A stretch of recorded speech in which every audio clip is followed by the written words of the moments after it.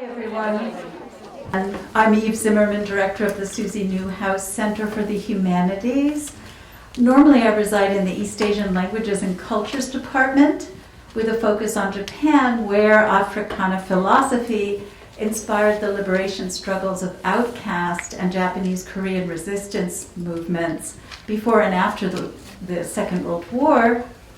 However, today I promise not to be a professor. I will instead be a haiku poet of introductions. So here's a list of people I must thank. President Paula Johnson, supporter of the idea for the Jordan Symposium from its inception. Thank you, Paula. Where is he? Professor Stephen Shihai, without whom today would not have happened. He is our Distinguished Cornell Visiting Professor for this year. Thank you, Stephen. Professor Neil Roberts, who suggested the idea of the Sankofa, the Ghanaian bird, that symbolizes the power of reading the future through the past. Thank you, Neil. And finally, our co-sponsors, and I see you back in the back rows as scattered throughout the auditorium. Africana Studies, thank you.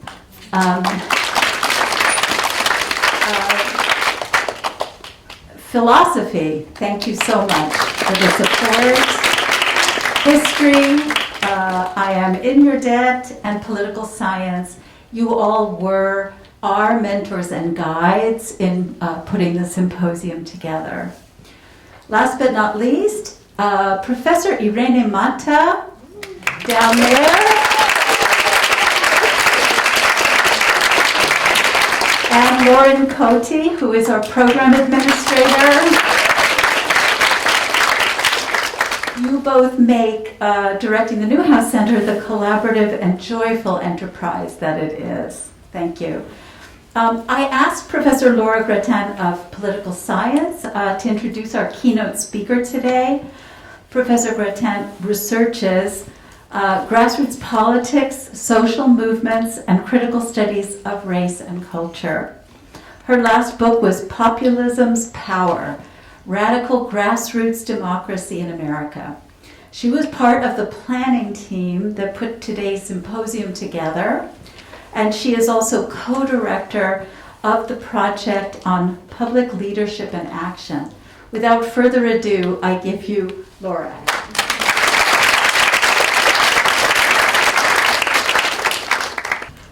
Thank you, Eve, and good afternoon, everyone. It is my extraordinary honor and pleasure to introduce Robin D.G. Kelley to you today. Robin Kelley is Distinguished Professor and Gary B. Nash Endowed Chair in U.S. History at UCLA. One of the preeminent historians of our day, his research explores the history of social movements in the United States, Africa, and the African diaspora, the thought of Black intellectuals, and the world-building work of Black musicians and visual artists. Dr. Kelley has spent his career bringing to life the stories of Black activists, artists, and thinkers who are often written out of the history books. He's written groundbreaking works about, among other things, Alabama's Communist Party during the Great Depression, bus-driving union organizers during World War II, the life of Thelonious Monk, and the boundary-breaking convergences between African and African-American jazz musicians during the era of African decolonization. In addition to his award-winning books and numerous academic articles, Dr. Kelley has contributed over 100 essays on politics, current affairs, and cultural matters to popular publications such as The Nation, The Monthly Review, The New York Times, Color Lines, Rolling Stone, The Boston Review, and The Black Scholar.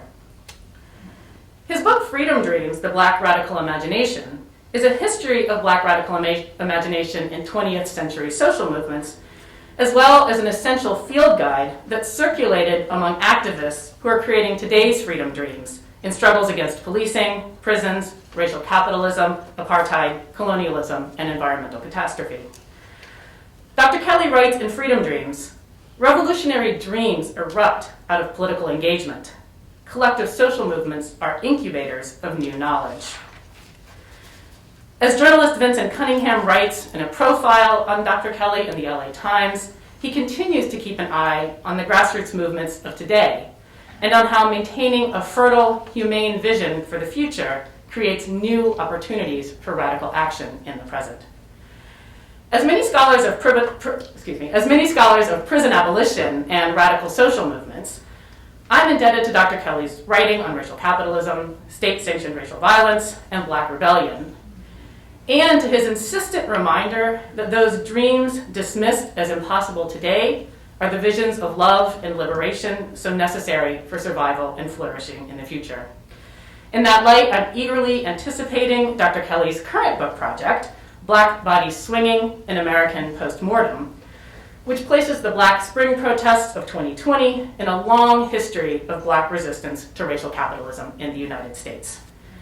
The themes of Dr. Kelley's talk today resonate with that project. His talk is titled Radical Theory, Neoliberal Reality, Rethinking Black Consciousness with Charles M. Mills, Angela Davis, Cedric Robinson, and Walter Rodney in the 1970s and 1980s. We are truly fortunate to have Dr. Kelley with us today to share this neat work. Please join me in welcoming him to Wellesley.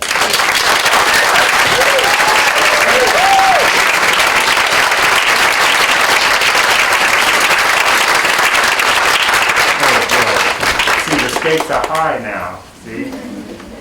That's why every time I get such great introductions, and I was telling my friends, Sunny and Eugene over here, like, you know, it's not going to be true. Don't believe any word of it. You know, they're just really nice things. But we got to hang out, I'm telling you. Yeah, so let me, I have some thank yous here. Once I open this up. Okay, and I'm going to, as soon as I say my thank yous, I'm going to turn on my timer. And because I have sort of a lot of ideas, and I don't, because if I share all my ideas about what I thought I was going to talk about, then you all are not going home until springtime. So when the timer goes off, I'm just going to stop. That's it. I may say like a couple words of closure, but I haven't started the timer yet. But let me just begin by first and foremost thanking Stephen, because Stephen was the one that extended the invitation in the first place. Had I just gotten a cold invitation, I would have said no. So I don't know whether to thank you. And of course, Eve Zimmerman for making all this happen, and Lauren.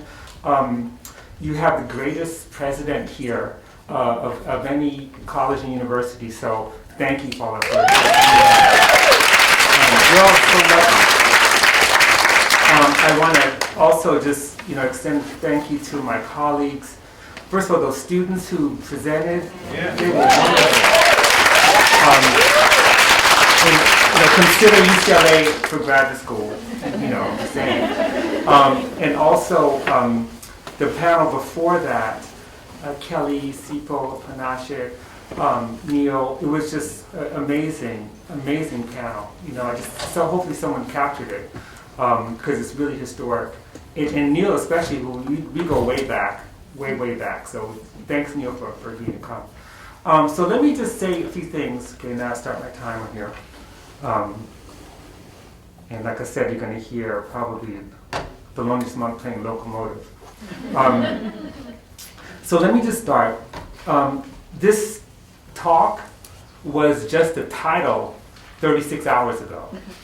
I came up with this title, because Eve was writing me saying, you need a title. I said, well, God, what am I going to come up with? And because, let me just explain something. I'm not a Charles Mills scholar, though, of course, like everyone else, I've read his work. I don't do philosophy. I don't do political theory. I'm not even smart enough to do any kind of theory. I'm barely a historian. But I think a lot about Marxism vis-a-vis Cedric Robinson, Walter Rodney, and Angela Davis. And all three were really chief intellectual influences on me when I started graduate school in 1983. And I also, let me just say an apology to all the people who work on these various figures, because I don't do the academic thing of just citing everyone who writes about everyone. I'm really focusing on these particular figures. So just know that I believe and support all the scholarship around, but if I don't name your name, it's not because I haven't read it or don't care, it's that I only have 44 minutes.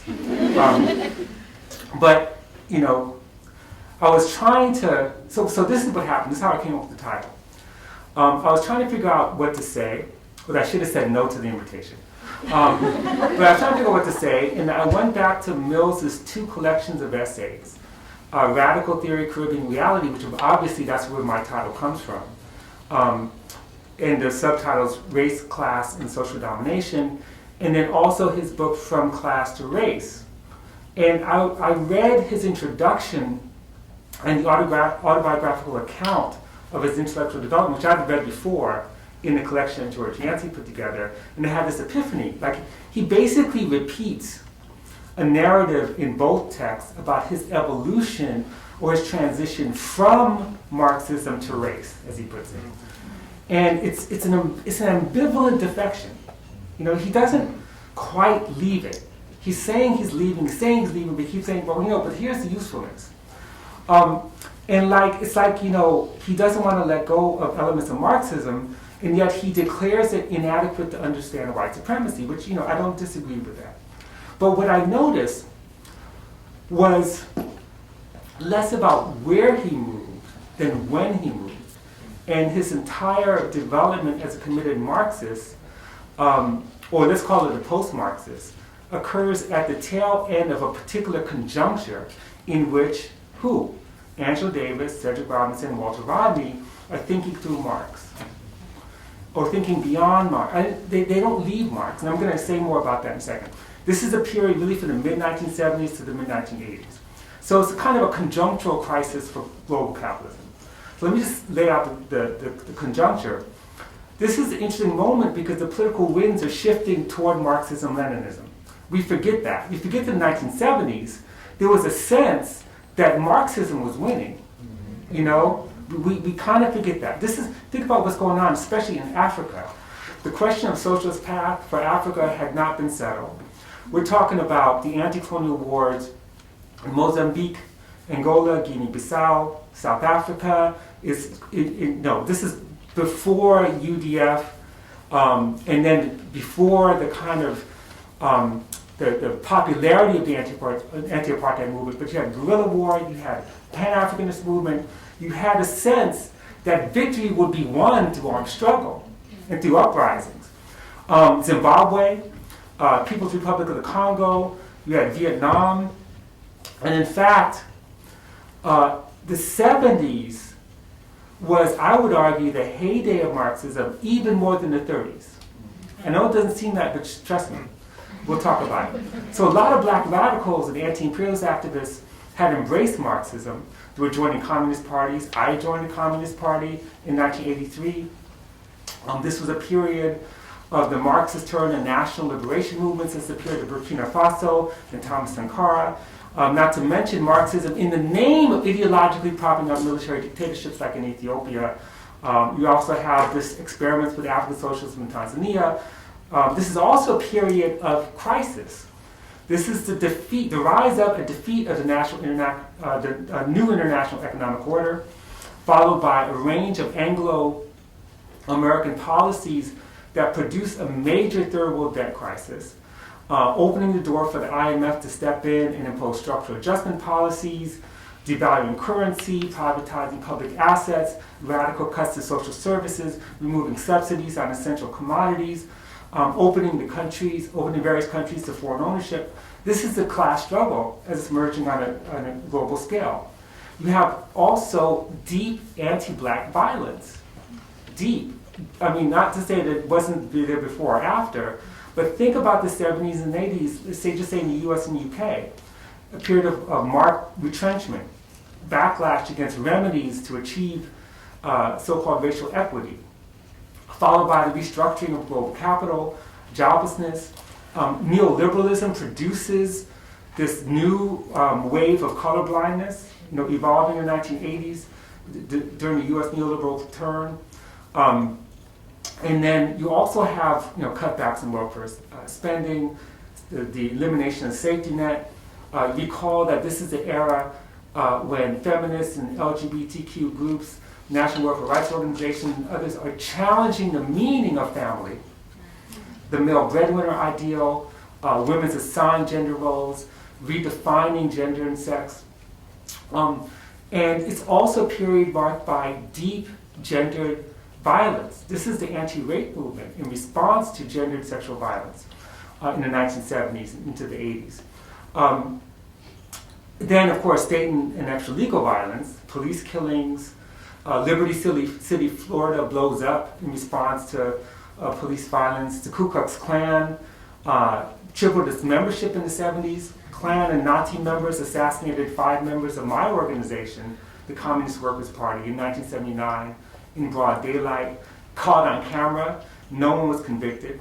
In 1982, we had the racist and fatal beating of Vincent Chin in Detroit, which is a sort of question about race and class and how they function together, where the overall stagnation of the U.S. manufacturing economy allegedly provoked anti-Asian violence, which was already embedded there before. But what's interesting is that you also get the emergence of groups like CAF, which is still to this day one of the most important anti-racist organizations in the country. In the Caribbean, and Neil Roberts made the point that there was very little discussion of the Caribbean. I have a lot to say about the Caribbean today in 38 minutes talking.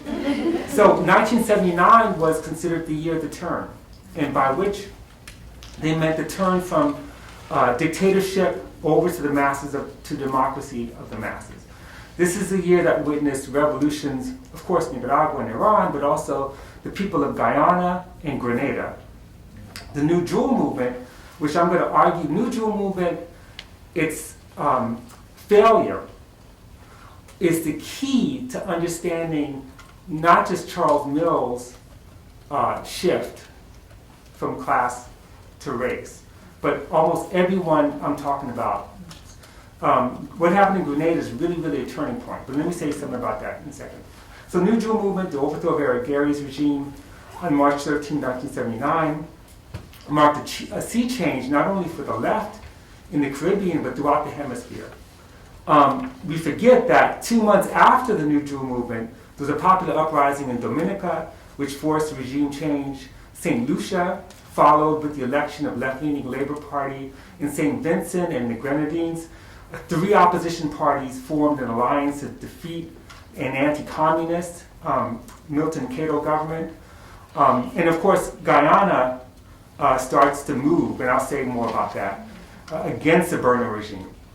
Now, obviously, these 4 radical intellectuals I want to talk about are not the only ones extending Marxism and developing radical thought in this conjuncture. I mean, I could talk about so many people. I could talk about Neville Alexander.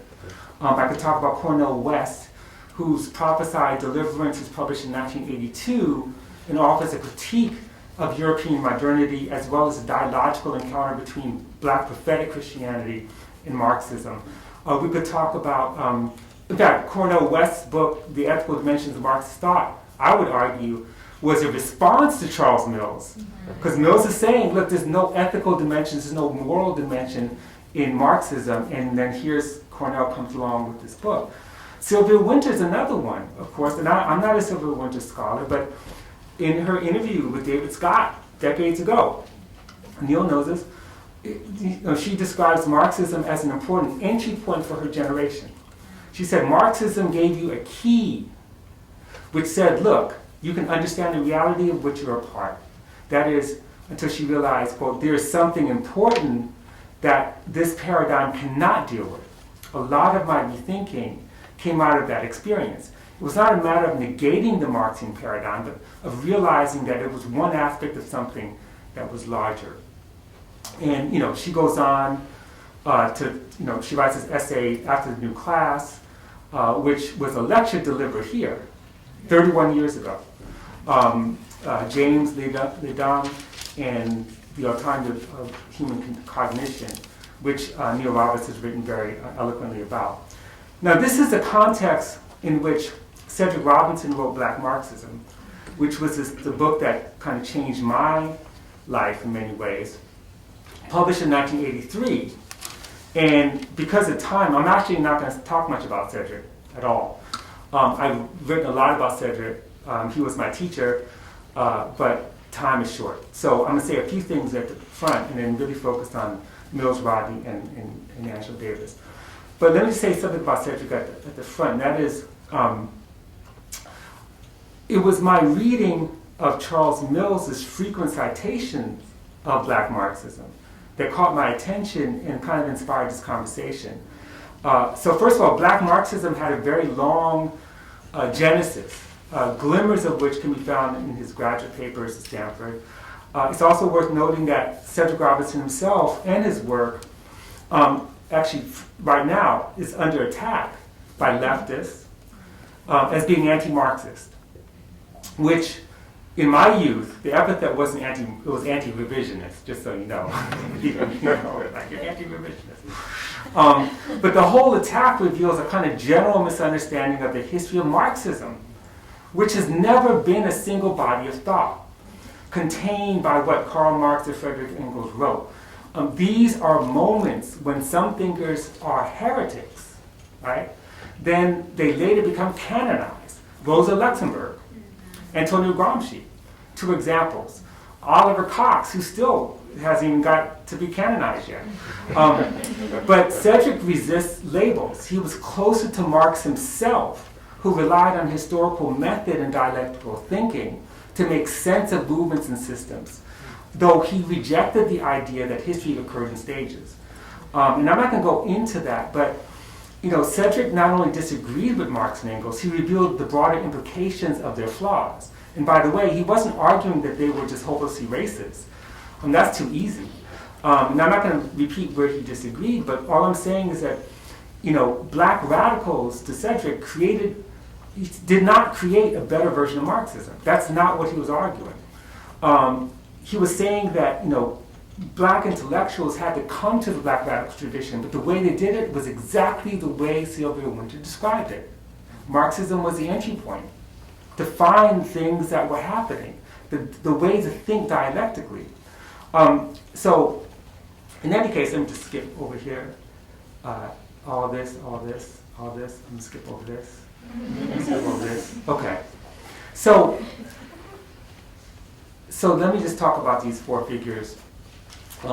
So the figures I'll briefly discuss, really 3, all represent a particular generation in a particular conjuncture. And they all, except for Cedric, ironically, is the only exception, all 3 kind of represent what Cedric would call the radical Black petty bourgeoisie. Cedric himself was an exception because he was born in 1940. He grew up in a working class neighborhood. He never became the petty bourgeoisie until he got a job after he got out of college. He grew up in a working class West Oakland neighborhood, single mother, raised by his grandparents who did custodial work and domestic work. And he went to public schools all his life until he got to Stanford. Berkeley was a public school, and it cost public school money, by the way, back in those days. You go to Berkeley for like $25. Okay. So let's begin with Charles Mills. So Charles Mills, of course, born January 3rd, 1951. He was kind of a Windrush generation baby, born in England but grew up in Jamaica. His parents, his father had degrees from LSE and Harvard. He was on the faculty at University of West Indies, Mona campus. He chaired government department and was dean of the faculty of social sciences. His mother was very much an elite. She was president of the Jamaican YWCA. No surprise that Mills, in his own self-description, was bookish, somewhat protected. He grew up literally on UE campus in Jamaica and started university in 1968 in just a major in physics, but he got there the year that Walter Rodney's controversial visit to the university led Rodney to being banned from the country. So enter Walter Rodney, before we talk about Mills. So Walter Rodney was born March 23rd, 1942, in Guyana. He too grew up middle class, political family, though in his case, his family was aligned with the multiracial, anti-colonial, socialist-leaning People's Progressive Party. Rodney was a brilliant student. He earned his bachelor's degree in history from University of West Indies in 1963. went on to study African history at the School of Oriental and African Studies in London, where he was drawn into Caribbean activist circles. He joined a study group with T.L.R. James and other radical thinkers, completed his doctorate in 1966 at age 24. Although I was 24 when I finished my doctorate, but who cares? Yeah, Walter Rodney, yeah. And wrote this, and of course his doctorate was this brilliant book, A History of the Upper Guinea Coast. So Rodney then taught at the University of Dar es Salaam in Tanzania. He goes back to his alma mater where he taught African history, but he emerged as a popular leader in the Black Power movement in Jamaica. And he was giving these lectures and having these conversations and listening, actually, I should say listening, to working class people black people in Kingston. And as a consequence of his activities and his radicalization, or how he was radicalizing working people, the Jamaican government banned him from re-entering the country when he was coming back from a Black Writers' Conference in Montreal in '68. This sparked the student uprising during Charles Mills's first year. And of course, Mills participates as a teenager in these demonstrations, but he wasn't politicized in the same way. I mean, he does say that it was a turning point for him, but as Mills himself says, like I had friends like the young Brian Meeks, who everyone knows is a great historian, but Brian Meeks was in the streets with Mills, and Mills confessed that while people like Meeks and others were reading Fanon, the last thing he had read was Lord of the Rings. And he describes the Rodney affair as my introduction to radical politics, but it didn't translate into a commitment to a movement. He eventually finished his degree in physics in 1971, taught for 2 years, then decided to pursue a graduate degree in philosophy after studying with the legendary Jamaican radical scholar Horace Levy, who was a leftist who at one point directed Jamaica's Social Action Center. Levy introduced Mills to Marx, Hegel, Kierkegaard, among others, but it wasn't until he arrived at the University of Toronto to study philosophy in '73 did he become radicalized. And I'm going to skip over some things, but there's two things to emphasize here. And this is by Mills's description. I mean, his political relationships were mainly with white student leftists because there's so few black students there. And by the way, I know from a newspaper article I found that he was involved with the Grenada, Canada Friendship Society, among other things. The other source, or maybe the main source of his radicalization, besides his life in Toronto, was Jamaica. Michael Manley becomes prime minister in '72, self-identified democratic socialist.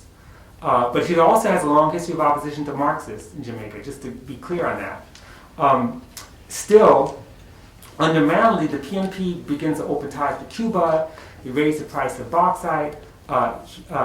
He himself emerges as a chief voice behind the G77's demand for a new international economic order in 1974. And Mills and his friends back home were impressed, and basically the renegade black petty bourgeoisie and brown petty bourgeoisie, if you want to use that term, tongue-in-cheek, basically became immersed in Marxism. And that's when Mills says, I want to go back and get a PhD, go back to the University of Toronto, and he did a doctorate in Marxism. And his doctorate was titled The Concept of Ideology and the Thought of Marx and Engels, which, I mean, I couldn't read everything, but I did read the dissertation, by the way, which was 1985. And the dissertation is interesting. It's a very close reading of Marx and Engels' writings to determine what they meant by ideology and how virtually all subsequent interpreters of Marx and Engels were wrong. And he's not wrong about that, I think. I understand what he's trying to say. But then he goes on to critique Marx and Engels' social theory, especially the emphasis on the base driving superstructure. He examines their claims of economic determinism as an explanation for ideology, concluding that proletarian consciousness is never false, but contradictory. And the final chapter is on Marx, Lenin, and Gramsci on the role of revolutionary intellectuals, which I'm going to try to end with that. And by the way, if you read both those texts, Radical Theory, Proving Reality, as well as from Class to Race, some of those chapters are actually revisions of his dissertation chapters, like directly. Now, a few years later, we know what happens. He moves away from Marxism. He gives two broad reasons. One, the demise of the left in the Caribbean, and the later global collapse of the socialist ideal, in his words. Specifically, he references the Grenadian Revolution and the collapse of the revolution, the killing of Maurice Bishop. Not so much the U.S. invasion, but the internal contradictions. We'll come back to that.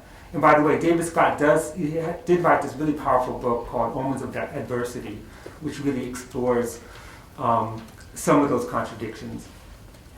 The other factor is the acceleration and intensification of racist encounters in the United States.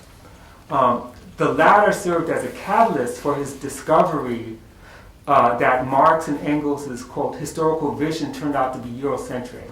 The specificities of their racial oppression were often not recognized, but were dissolved into supposedly all-encompassing class categories. And the liberation envisaged did not include as a necessary goal the dismantling of white supremacy in all of its aspects. So Mills's critique of Marx and Engels actually begins in his defense of Marx. In other words, it begins in his dissertation, where he argues that the consequences of misreading ideology, as the weight of old mystifications has all these severe consequences. For one thing, this misreading, he says, is class reductionist, resulting in what Mills describes as the, quote, absurd polarization, that is, of the Marxist proletarian, the absurd polarization of science versus, ideology. And by ideology, he means a kind of non-Marxist bourgeois ideology. Secondly, it dismisses, this is a very important point for Mills, moral considerations as somehow antithetical to historical materialism. And this has affected, or perhaps infected, revolutionary parties and movements. So here he talks about Stalinism, and of course, the implosion of the New Jewel movement is an example of that. He finally concludes, quoting Cedric Robinson, and very much like Sylvia Wynter and so many others, that Marxism as constituted, isn't capable of, quote, providing an integrated account, not just of class thought, but of sexism and racism on the one hand, and feminism and anti-race theory on the other, racist theory. Only a Marxism capable of addressing these concerns has any hope of surviving in the 21st century. And that's, in his book, From Class to Race. So despite his own pronouncements of giving up Marxism, he continued to see it as a valuable framework, a mode of analysis that he quite explicitly used to develop his critique of white supremacy. And instead he gestures at people like Stuart Hall, for example. The revisionist kind of Gramscian approach that Stuart Hall brings in his 1987 essay, Mills's essay, he's making an argument for an analysis of Caribbean culture and divisions of color that attends to class, proposing the need to, quote, indigenize Marxist categories. Again, sounds like Sylvia Wynter, sounds like Cedric, sounds like a lot of people. This means developing a Caribbean Marxism that is, quote, sensitized to the historical specificities of the region. So again, he hasn't left it yet. Interesting to note that his shift coincides with his general abandonment of political activity. And this is by his account, suggesting, and by the way, let me just be clear. I'm not suggesting that Charles Mills turned to the right, no, or that he was apolitical. That's not the point at all. It's about actual investment in a lot of political activity. So he says, when I was a graduate student at Toronto, I was involved in all these organizations. But when he became a US-based professional academic, he was not. And that was a choice. And at least he's honest about it. You know how many people I know lie about it all the time? They're like, yeah, I'm a scholar activist. Yeah, right. Anyway, so for example, and this is kind of important in terms of his own narrative, his first racial shock as a US scholar, is being subject to an anonymous article attacking affirmative action and using his hire at the University of Oklahoma as evidence. The whole affair is, of course, stupid, but it signals to Mills an American obsession with race that he had never encountered in Jamaica. His U.S. experience catalyzes his shift from class to race, his analysis of white supremacy as a system, and ultimately his classic text, The Racial Contract. Now let's contrast his trajectory with Walter Rodney and Angela Davis, neither of whom actually abandoned Marxism. So to go back to Rodney, after being denied entry into Jamaica, he goes to Cuba briefly, reunites with his family, goes back to Dar es Salaam, and this is where he begins working on his book manuscript on the Russian Revolution, and then also how Europe underdeveloped Africa. I had something to say about that book. I'll just say it. The book came out in 1972, is a classic. This, by the way, is the 50th anniversary of how Europe underdeveloped Africa. It's an original Marxist interpretation of African history. We can't call it dependency theory. He draws on some elements of it, but this is something that's quite original, that focuses on Africa's role in the rise and development of the capitalist world system. So long before David Harvey wrote of accumulation by dispossession, or many of us concluded what Marx called primitive accumulation or primary accumulation is ongoing, Rodney was demonstrating it in How Europe Underdeveloped Africa. And he wrote the book for non-academics. He upset the academy. They were mad, like, where are the footnotes? Why is there no academic jargon? You know, and he wasn't trying to win points. In 1974, he returns home to Guyana, co-founds the Working People's Alliance, and it was not a cadre organization, but a mass-based, multiracial political movement that mobilized both Afro-Guyanese and Indo-Guyanese, as well as indigenous groups in Guyana. In contrast with Mill's personal account of his job history, Rodney was supposed to assume the duties of chair of the history department at the University of Guyana, but the government not only rescinded the appointment, but waged war on him and his family. Neither his wife, Pat, nor Walter could work in the academy or within, certain avenues. Rodney stuck it out, continued to research, organize, write, speak, and we know how it ended, that the Burnham regime had him assassinated on June 13, 1980. So to call Rodney an orthodox Marxist or orthodox anything is a misnomer. He never retreated from Marxism, yet it never took on a biblical status for him.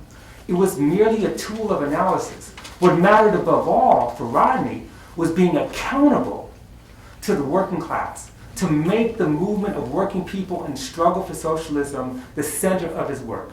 In 1975, in his two-day conversation with members of the Institute of the Black World, a gathering that took place in Massachusetts, he explained, quote, Marxism is not just the study of some classic text written for some other situation. We should enter into the spirit of the analysis and be capable of applying it creatively to our own situation. Now, Angela Davis, also the same generation, born January 26, 1944, raised in apartheid Birmingham, Alabama, in the midst of war, plain and simple. She never debated the relative weight of race and class because her daily life embodied Stuart Hall's words that race is the modality in which classes live. In her autobiography, she described a thoroughly racialized class structure in which she both recognized class divisions within her own Black Birmingham community and how these divisions were structured by white supremacy. She saw how white supremacy as a racialized class system extracted wealth and resources from Black communities to subsidize a white middle class and public institutions to which white people benefited, and how whiteness conferred privilege differentially. She describes this. She may not use the word white supremacy as a system, but she describes this in her memoir. Racism was, in fact, the vehicle through which she came to see the utility of Marxism, recognizing the capacity, of this idea of the working class as movement. Okay, I'm going to skip over some stuff here. So, on the other hand, to call her middle class might be a bit of a stretch. Her parents had college degrees, for sure, but they were working class during her early childhood. They lived in a housing project and eventually moved into a house. But she lived in a neighborhood where black homes were being bombed regularly. That if you're not a radical petty bourgeoisie, you will become one. But they didn't have much income. I mean, they were school teachers. Steel workers made way more than school teachers. Everyone knows that in Alabama, right? And she was also nurtured by activist parents whose best friends were communists. And this is also important. So I'm going to skip over, her life story. I'm not going to get into that. But I will say two things and then move on to something else. And that is that she, her story. She gave up studying with Adorno and Habermas at Frankfurt, studied with Marcuse, ends up in prison. As an incarcerated political prisoner, though, she had produced some of her most poignant Marxist critiques of the carceral state, policing, race, and gender from her jail cell. And I want to encourage all of you to go back and read those early texts. Texts like Women in Capitalism, Dialectics of Oppression and Liberation, which was originally written from her jail cell, but not published until 1977, which is her intervention in debates over patriarchy, capitalism, and women's liberation and race.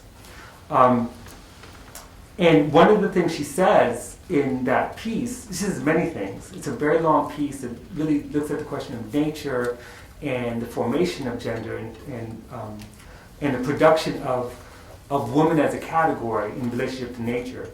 But she goes on to basically make a case for intersectionality before the term was adopted. She points to what she calls a theoretical weakness in the movement, and here she's talking about feminism, a failure to uncover what she called, quote, the mutual interpenetration of ostensibly unrelated modes of oppression. That is intersectionality, which was a problem. See, we sometimes make the mistake of thinking of intersectionality as intersectional identities, when fundamentally it's about intersectional oppression and how to struggle against those things. And she goes on to say, almost every radical movement of the contemporary era has failed to address this problem. Now, of course, she continued to produce works examining the question of freedom, social transformation, and like everyone else, I'm going to skip over some stuff, she was no slave to Marxism. Marxism, for her, was an analytical tool. She says, quote, Marxism has assisted me in developing clarity regarding the relationship between race, class, and gender. There's too much to talk about, but there are a couple of things I want to get into here, which is in terms of her own theorizing around gender and sexual violence and reproductive labor. I think I may have enough time. One is during the 1970s and 80s, part of this conjuncture, you have groups like the DC Rape Crisis Center, the Combahee River Collective, the Black Coalition Fighting Black Serial Murderers, and others, mobilizing against the routine killing of black women, who are almost always poor, victims of sexual violence, perceived as disposable, and many are sex workers. In fact, this was the period of increased organizing around sex workers. I'll say something about it in a second. Davis's writings influenced and were influenced by these campaigns. And even if they weren't calling for the abolition of prisons or police, they promoted an expansive political vision that was fundamentally anti-capitalist and came to see black femicide as systemic and indirectly facilitated, if not sanctioned by the state. So calls for more police in prison, which of course we talk about today, that was the debate in the 70s and early 80s. That is to say, don't call the police and locking people up, even perpetrators.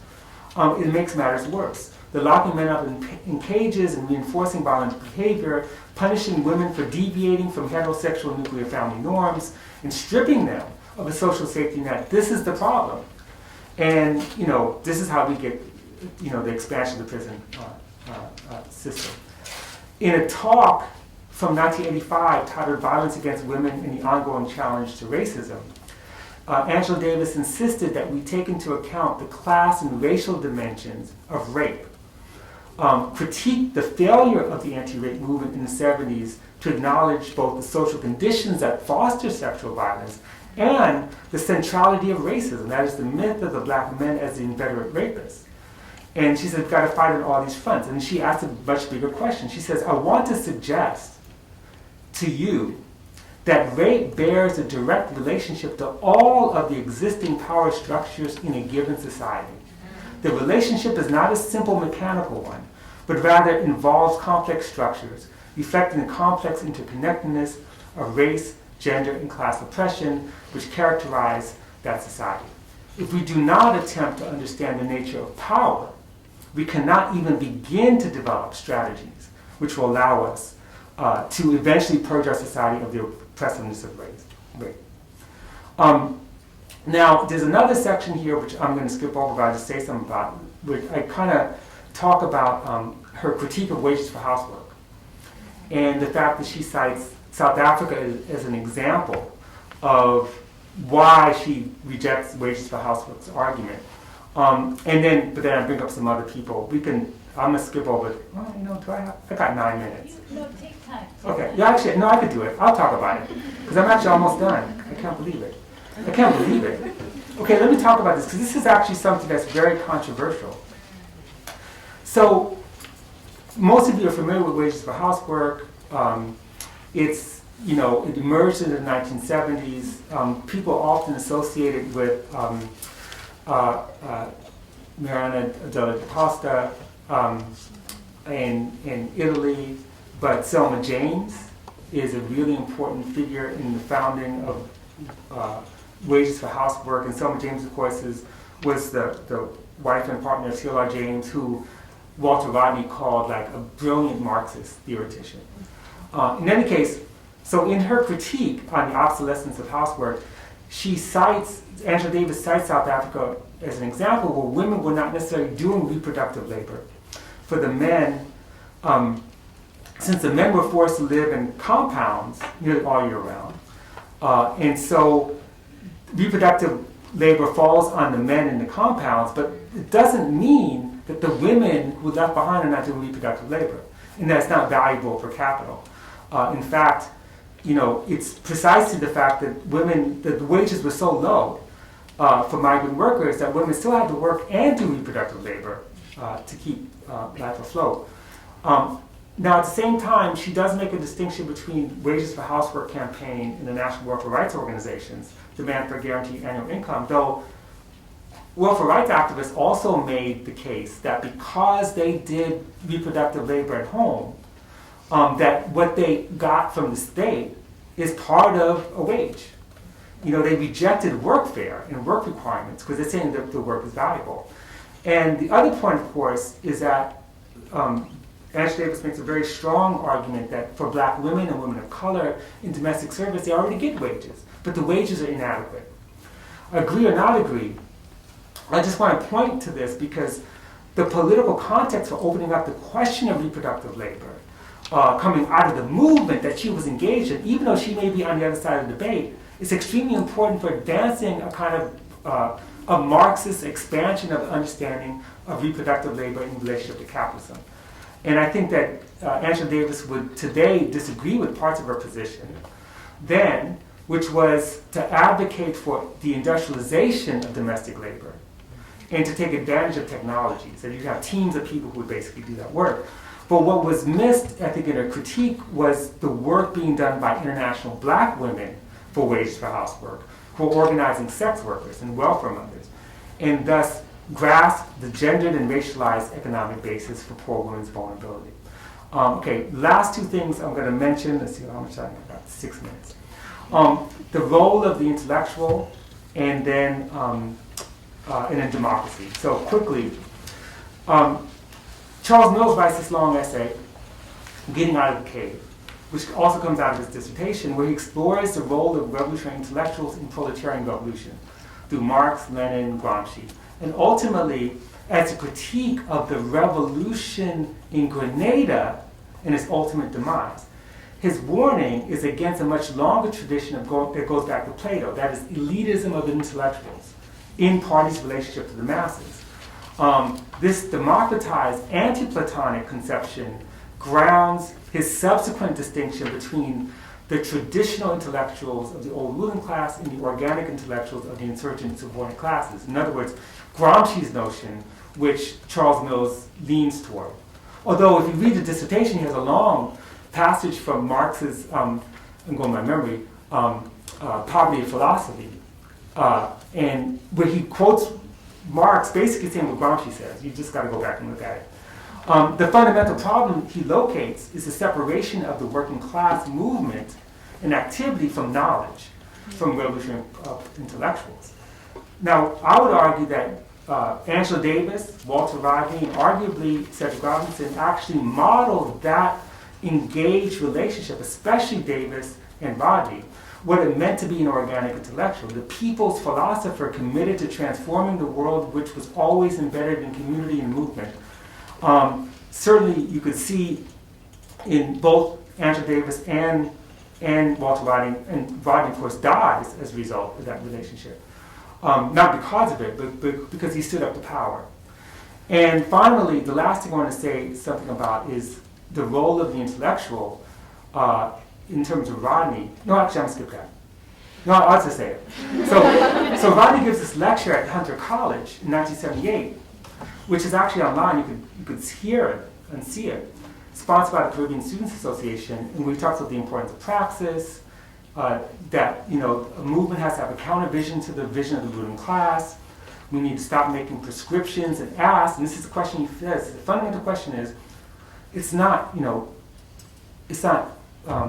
not to ask like what changes do we need to make, no more prescriptions, but who makes the changes? Who makes the changes? He says we cannot expect the petty bourgeoisie to lead a new revolution, but rather working people and peasants must be the force and the source of ideas. He says they must be the driving force toward a working class ideology. Finally, Rodney is less sanguine than Mills is about the presumptive leaders of the Caribbean social democracy.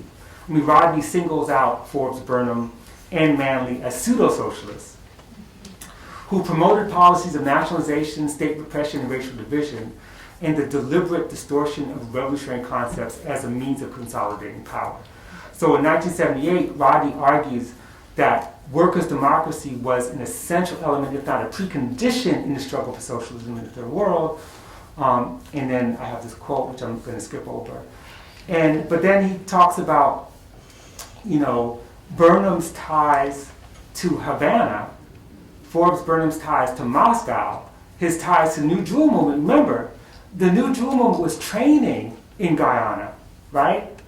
And so, he's seeing, Rodney's seeing this, and his comrades are seeing this, and they're like, you're the enemy. And it's just like the German Social Democrats. They killed Rosa Luxemburg, right? Right, the same thing. So he's basically raising this question about how the left wing can create cover for its authoritarian regime.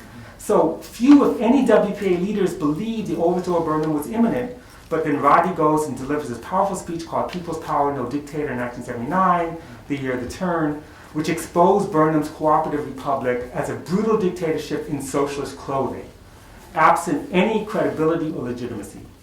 He charged the regime with abrogating all the basic rights for which generations of Guyanese working people fought. And then, for Rodney, like Mills, events in Grenada had exposed the limitations of vanguardism. Rodney was especially critical of Maurice Bishop, leader of the New Jewel movement, because he dismissed press freedom and notions of parliament as bourgeois rights. And Rodney disagreed. He said, these are not bourgeois rights. Bishop did not take kindly to Rodney's criticisms. Bishop called Rodney a pain in the ass. Andaye, who's one of the founders of the WPA, as well as one of the co-founders of Black Women for Wages for Housework, pointed to the decline of mass organizations in Grenada under Bishop, which she attributed in part to the anti-democratic character of the Marxist-Leninist cadre party. So, as early as 1982, elements of the Caribbean left had begun to quietly break with Bishop over the lack of democracy over Grenada. Now, my conclusion, which is not really written, I'm just going to make it up right now. And I've got 15 seconds, actually, so go off. So, we need a radical theory. We've seen the defeat of the left the defeat of the new international economic order, which itself had its neoliberal elements. But, see, here we go. Okay, there we go. But the last thing I want to say about this is simply that,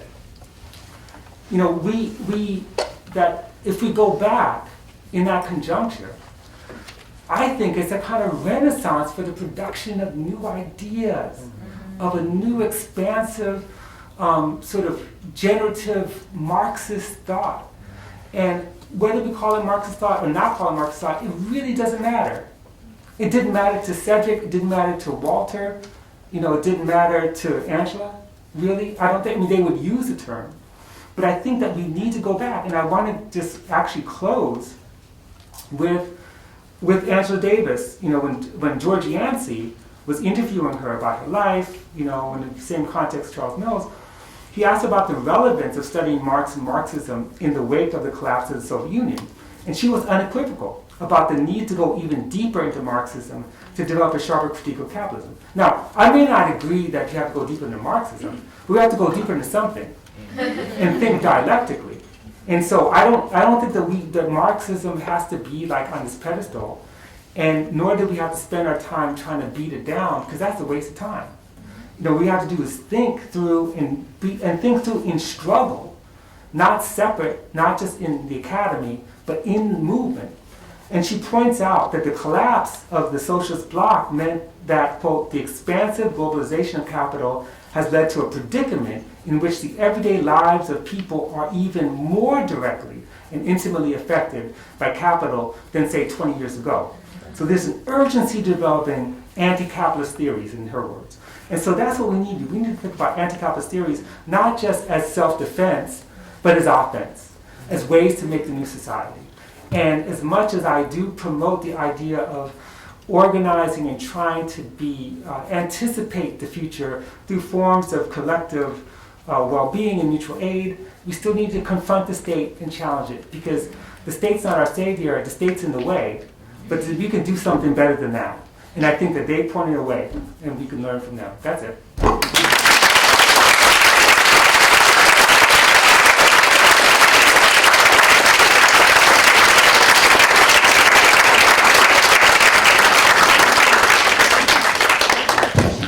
So questions and comments. We have time for questions, and I will run and give you this mic.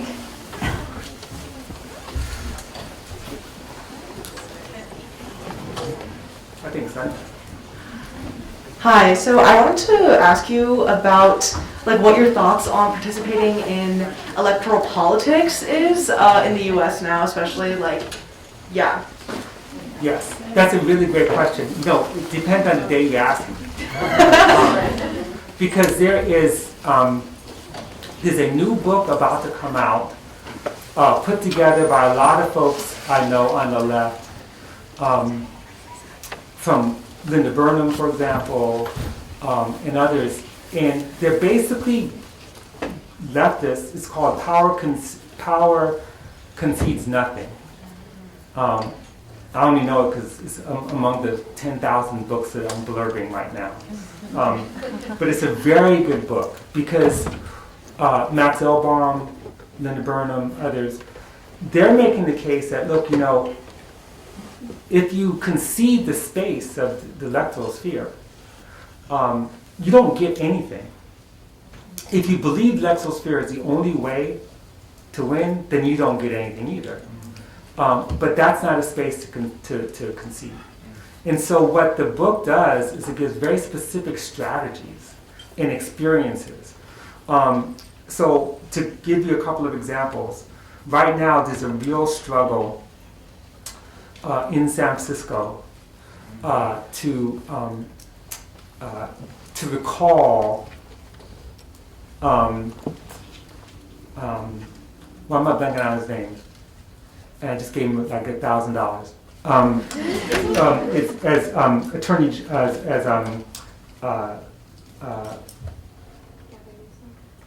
no. Che Boudin, Chesa Boudin. So Chesa Boudin, was basically this progressive prosecutor I mean, Chancellor Boudin's, mother is Kathy Boudin. He's a child of the New Left. His dad was in prison for decades, and his mother. But so Chancellor Boudin is being recalled right now, and so people are trying to raise money. The fact that this progressive prosecutor, who is essentially an abolitionist, was elected, that was grassroots organizing to that. And it makes a difference for people who would normally go to prison to have someone in that position who would, bend whatever law there is to make sure that they don't go to prison, to choose not to prosecute certain cases. It's not necessarily a victory for revolution, but it certainly is a victory. You take cases like, whatever you might think about Alexandria Ocasio-Cortez or Rashida Tlaib, who I think is an amazing activist. These are people coming out of Working Families Party who are socialists, and they know that you can't elect socialism in. But what they do know is that there's certain policies that are dangerous that have to be stopped, and other policies that actually could open up spaces. So I think that if you go into electoral sphere without illusions, that is, without the illusion that somehow you can evolve your way into state power or victory, then the kinds of battles that you could win to fight for what the abolitionists called, non-reformist reforms, you have a better shot than doing nothing. But I think we just have to be clear-eyed about that, And I have to say, even if we're not clear-eyed about it, the right is, because they're doing everything they can. They're spending so much money to get rid of Chancellor Boudin. They're getting so much money. There's so many people who are being recalled right now or being attacked, and they're spending so much money, so clearly they think it's important. Otherwise, they won't spend that much money. Yes?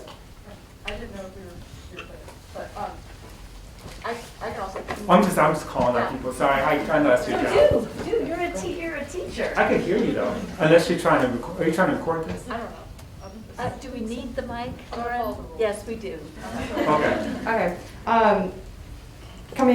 It's interesting to hear your perspective as a self-described somewhat a historian, right? And looking at this, I'm a sociology student, and theory obviously is something that's very important in history and sociology, but it's something I feel that can be a barrier between that and actually working class mobilization and getting people together to work towards a common goal, because in theory, we've worked through a lot of things. We have answers to some of these questions, but it's hard to pull that out of Adorno's writing, and to take these German and French critical theorists and make them consumable in a way that is understandable by masses of people, because they're really nuanced issues, but also they're written for the academics. So what is your thoughts on how we can make theory more accessible and less elite, Right. and how to use that to mobilize people? That's such a great question, and that is a question that has been asked and answered before my grandparents were born. And let me just say a couple of things. One, I actually think theory is extremely important for movements. Philosophy is extremely important for movements. And before I actually answer the question, just a couple of anecdotes. Sometimes we do underestimate the capacity of people who may not be at the university's ability to understand stuff. Because I have to say, some of the best reading groups I've ever been in have been basically union or non-union working class organizations, many black people. I remember when I was at NYU, there was a group that was up in Yonkers. These were people, I think only one had a college degree, but the rest were high school. And they're like, we want to read Cedric Robinson's Black Marxism. And I read it with them. They didn't ask to read it with me because they thought I knew, because they knew more than me. They just wanted to read it because they knew that I had some relationship to Cedric. And what they were able to pick out was what was useful for them to understand. Because they had a debate that was going on. The debate was, how do we change our union, or even if it's worth it? And if it's not worth it, what are the kinds of autonomous organizations that we can build that work toward power as opposed to being self-aggrandizing. And so they were driving home points that I hadn't even thought about. Detroit's a great example right now. Walk around Detroit and you will see all kinds of groups of people organized by the Bog Center, children, elders, people who are Cass Tech high school kids, reading and thinking. They'll go to Freedom Farm and they'll help plant the garden and then go inside the house, and have a conversation about politics. And so, the Boggs thing, that philosophy is really important. You can't simply get information and use that information without a context for it, or without a critique of it. Like, where does the critique come from? And part of what was really useful about stuff that happened in Detroit is a kind of, we're going to make theory by not necessarily trying to make the old theory work for us. We'll make new theory. So they're producing new theory. And part of the new theory that's being produced from these grassroots organizations is how do you turn industrial collapse into something that's productive? So they had to understand, what is industrial collapse? What causes it? What's the source of it? How do you create forms of productivity that are not exploitative? That's all philosophy. And so they're reading this stuff, and they're thinking through it, and then they're writing it. And so I just think that if we see that area, or say that it's something that the Academy does, that we actually have lost. We've allowed the Academy to do exactly, that is, to pirate knowledge. Because that knowledge is coming from them. Even Foucault had to admit, look, I had to learn from the prisoners. They all have to admit that stuff. People love Walter Benjamin, but Walter Benjamin was a working class person who's, because of his relationship to the communists and others, was forced to think about things differently. So I want to say that. On the other hand, you're right. Theory, philosophy has become this thing that's separate. It's become a commodity. And we in the Academy don't do a good job because we're all trying to get tenure, or trying to get advance, or trying to get a job, and everyone's afraid that is this a peer-reviewed journal? And what's a peer-reviewed journal? It's 6 people. 3 of them read the document, and then they put it out there, and then 10 people read it, then it goes to the library. So what? Who cares about that? Walter Rodney said, I'm going to write a book for the masses. How Europe Underdeveloped Africa is not an easy read. But boy, did that book spread like wildfire.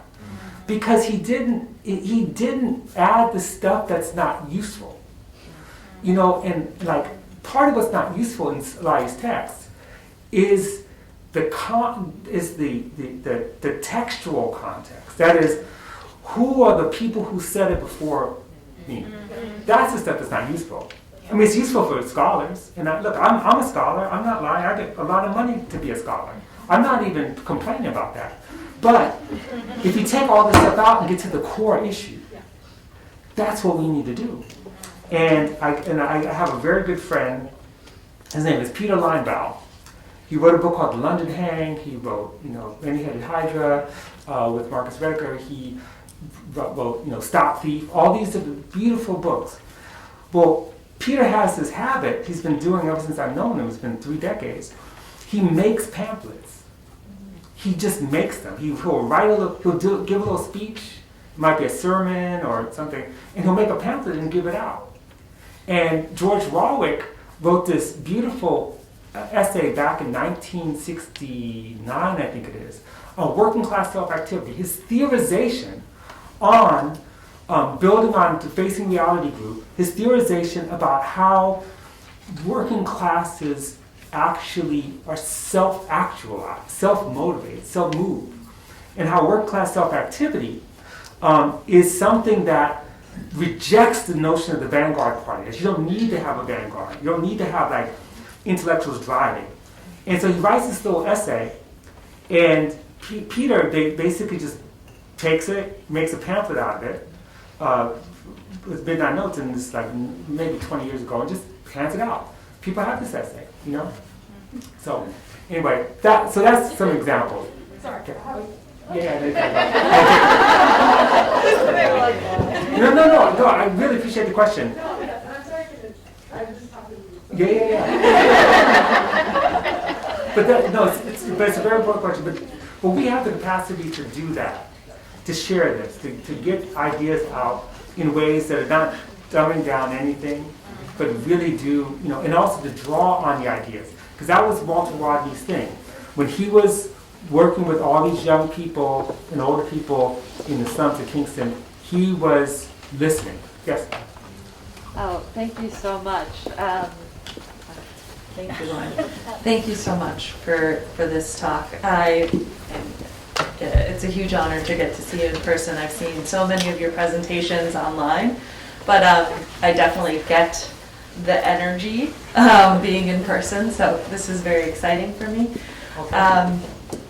I also really appreciate the way you perform intellectualism, this kind of improvisation, but also it's deeply thought, but you make it seem like you're thinking with us, which is, not easy to do because we're indoctrinated to think and perform in a particular kind of way. So all of these, the way in which you are in this space are making me think about this last comment that this brilliant student had about how to make theory accessible, and your comments on where theory is getting made also made me think about the way in which you wrote your talk in contextualizing experiences of these intellectuals. So their experiences made the theory and their thinking of that. And it's very much drawing on a Black feminist methodology as you're performing as well and practicing and kind of translating for us.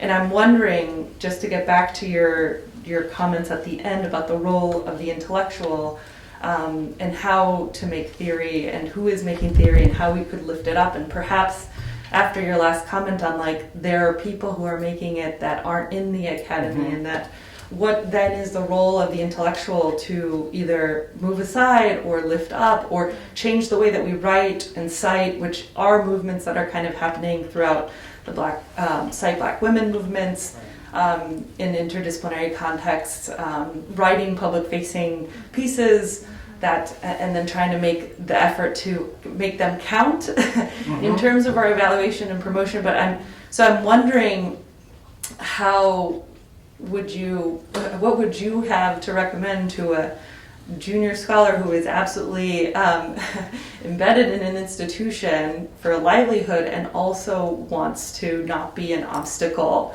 for the production of new knowledge and theory? Right.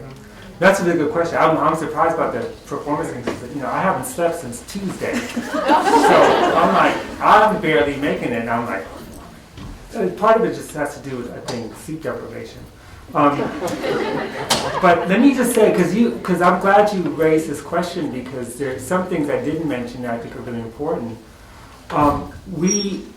Number one, we talk a lot about living in a global context, and yet much of the theory is still Western, still global North, and we don't think about theory from the South.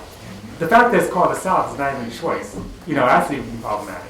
But I think that here's a case where so much of what needs to be done, if we're not going to speak a dozen languages, is translation, number one, is to have engagements. Because, for example, Brazil and Colombia and South Africa, talk about South Africa, the most vibrant thinkers are there. And they're doing this work, and they're doing things that are not, it's not like foreign, because the same state structures of violence and dispossession are operating all over the globe, and they're connected. So unless we can, really begin to read outside of our own national space in language. And look, I'm not going to be mad at people because they don't speak different languages. I do think that, even I were talking about this, the importance of translation, that we need to do that, number one. Number two, this is just me, but I think that we need to, at some point, take these debates off social media. And the reason why is that we can't have principled debates on social media. It's impossible. It's impossible because social media is designed not as a debating space, but as an accumulation space. You accumulate likes. You get followers. And so, ironically, debates that take place on social media are much more isolating, even if the spectacle is millions. When I came out of a political culture, I'm not saying it's better, but it's different, a political culture in which we produced theory and analyses and assessments for ourselves to struggle over. And so we would write these things that were never meant for publication, never meant for circulation. They were meant to be documents that we can struggle over, and we could disagree with each other without actually feeling bad about it. We can really fundamentally, principally disagree without having to. We didn't have to set a bunch of guidelines, though now you have to have guidelines. But and those disagreements were not intended to shut down someone, but to produce new ideas. To be able to move with those ideas. And that's the benefit of the study group. That's the benefit of having comrades. And I see more and more young people actually having study groups. They're reading together, thinking together. It's really, really important to do that work. And I think that there's that. And then there's also this generational problem. And that is that I am just tired of hearing myself talk. Yeah, I really am. And so I've been saying no to almost everything. I say yes usually to things because a friend asked me. But what I do is my principal position is that all the young people, I push them forward. I said, you big Keynote, here's somebody. But they're just an assistant professor, or they're not even in the academy, or they're just an artist. I said, well, look, you want my advice? This is the person you need to get. And these are the people that we need to have conversations with. I'm trying to retire. And when I retire, you're not going to see my ass anywhere. And it's like, I'm not going to be online, I'm not going to be, but whatever. I'll be like anonymous. But I just think I actually think that, and I saw this happen with the Black Radical Congress in 1998. I saw this happen. I saw it was like a train wreck where we had a bifurcation between the youth and the elders. And I was in between, because I was even old then, but I was in between. And there was like a way in which all the people who spent much of their life in the struggle, this is their opportunity to shine. And they're not giving up the podium. I saw the same thing. I had the same fight when we had Scholars, Artists, Writers for Social Justice, which is a pro-labor organization. I was the one of two black people they knew I had in a Rolodex, and they showed up. And I gave a speech, where I basically said, you need young people in your organization to run it. But imagine the egos of people from the New Left generation who are like, we finally got an organization, the AFL-CIO is listening to us, and I'm going to be the leader, or we're going to be the leader. And that's a mistake. We need to have younger and younger and younger people to basically not be our mentees, but our mentors. We need to listen to them. And I think that's a way to go. To really, we were talking about fees must fall. There would have been no kind of black insurgency student movement in 2015 without fees must fall and roads must fall. What's important about fees must fall is that whatever missteps or contradictions inside the organization, these are young people who took leadership and did not wait for authority. You know how powerful it is? And so what if something is not right? we always get things wrong. Every generation gets things wrong, and older people especially get things wrong.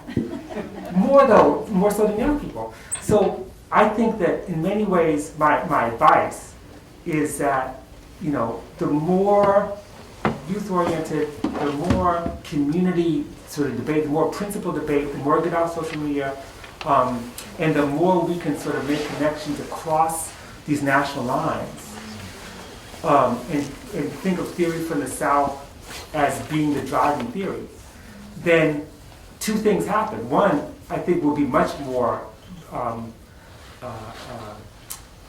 don't want to say successful, but certainly a more vibrant kind of movement. And two, it's actually going to look like that conjuncture I talked about. Because that's what it looked like in the late 70s and early 80s. It looked just like that. The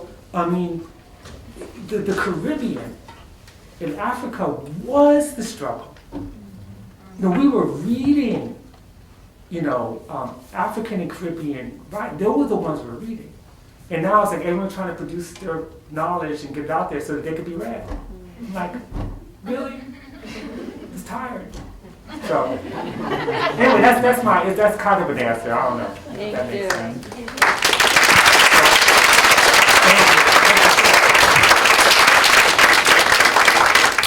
Thank you, everybody. Yeah.